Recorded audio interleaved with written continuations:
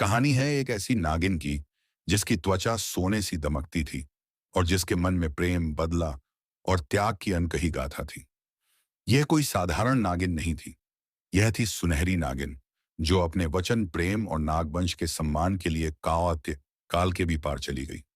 विलीन। बहुत समय पहले की बात है। हिमालय की गोद में बसा एक प्राचीन गांव था, नागधारा।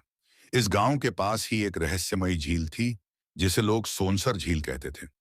मान्यता थी कि इस झील के नीचे एक सुनहरी नागिन का वास है। गांव वालों का मानना था कि यदि कोई उसकी पूजा करता है, उपवाह की उख खसता है, तो उसकी हर मनोकामना पूरी होती है। लेकिन अगर कोई छल करता है, तो सुनहरी नागिन उसका अंत कर देती है। एक दिन गांव में एक युवक आया, वीरभन, जो एक वन्य जीव शोध करता था। उसे झील की कहानियां सुनकर जिज्ञासा हुई। वह झील पर पहुंचा। वहां उसने एक दिव्य स्त्री को देखा, जिसकी आंखों में चमक थी और बालों में स्वर्ण रेखाएं। तुम कौन हो? उसने पूछा।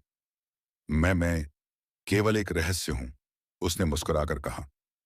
दिन बीते और वीरभान उस रहस्यमयी स्त्री से मिलने रोज आने लगा।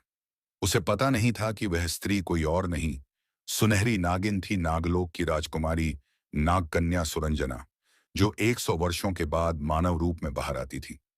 धीरे धीरे दोनों में प्रेम हो गया। सुरंजना ने उसे सब सच बता दिया। यदि तुम मुझसे सच्चा प्रेम करते हो, तो तुम्हें मेरे नागा स्वरूप को भी अपनाना होगा।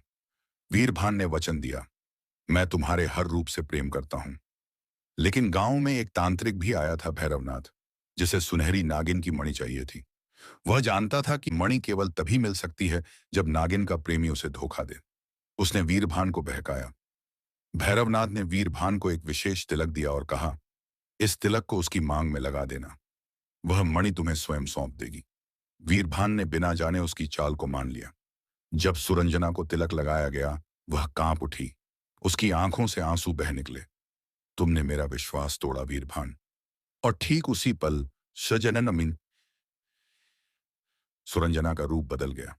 वह विशाल नागिन बन गई। सुनहरे शरीर से अग्नि सी ऊर्जा निकल रही थी।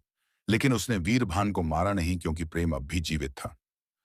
भैरवनाथ मणि लेने आया, लेकिन सुनहरी नागिन ने उसे अपने विष से भस्म कर दिया। सुरंजना ने कहा, मैं नागलोक लौट रही हूं और अब फिर कभी मानव रूप नहीं धारण करूंगी। वीरभान ने पश्चाताप करते हुए प्राण त्याग दिए और कहा, अगर अगला जन्म हो तो मुझे फिर से तुम्हारे प्रेम की परीक्षा मिले। सुनहरी नागिन ने अपने आंसुओं से उसे आशीर्वाद दिया और सोनसर झील में विलीन हो गई।